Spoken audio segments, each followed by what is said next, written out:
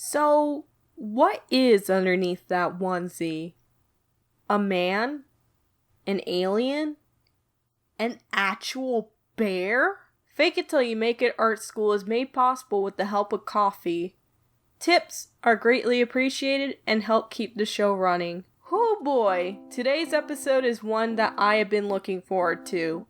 As you can tell from the title, it's about Rilakkuma and Kaoru. Let me start off by saying that I love Rilakkuma. So when I found out that Netflix was going to be doing a show about him, I just about lost it. Now that I've finally gotten a chance to see it, I can now talk about this show. But before we start, here's a little history. Rilakkuma was created by Aki Kondo, a former employee of San X. Yes, San X and not Sanrio. Sanrio gave us Hello Kitty and San X gave us Rilakkuma. Rilakkuma made his first appearance in the book Rilakkuma Seikatsu in 2003 and has since become a very popular character in Japan. The name Rilakkuma derives from two words, Rilakkuma, which is the Japanese transliteration of the word relax, and kuma, which means bear. Now with the history out of the way, let's talk about the show. The show was done entirely with stop motion from Dwarf Studios. Stop motion is a form of animation that involves moving an object and then taking a picture one by one. A good example of stop motion animation today would be Robot Chicken. If it sounds tedious, that's because it is. There's a reason why you don't see much stop motion animation nowadays,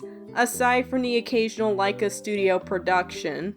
This is my stop motion project I did for my sophomore year of high school. It took me a good 15 to 30 minutes for me to move and take pictures, and a solid 3 hours for me to animate in Movie Maker. And as for the show, it took about 2 years of production and it used over 220,000 frames to make one season of the show. And it even took a full day to create 10 seconds worth of animation. Hey, nobody said animation would be easy, but all that hard work paid off.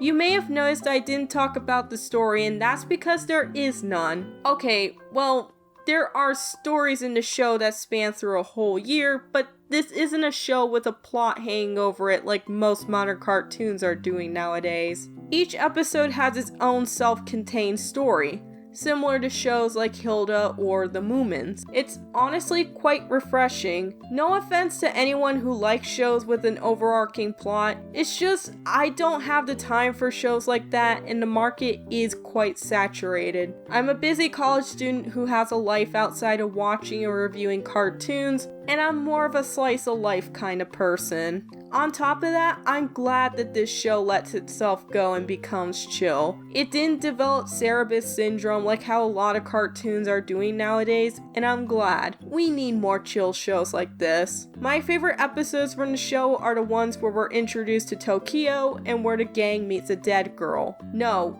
I'm being serious on that one. That episode with the dead girl made me cry. If you're looking for a show to binge but you don't want all the fat that comes with modern cartoons, look no further than this show. It's just so cute. I just love this show. There needs to be at least 10 more seasons of it. And that about wraps up this episode of Fake It Till You Make It Art School. If you like this episode, be sure to check out my channel for more content. And until then, I'll see you guys next time.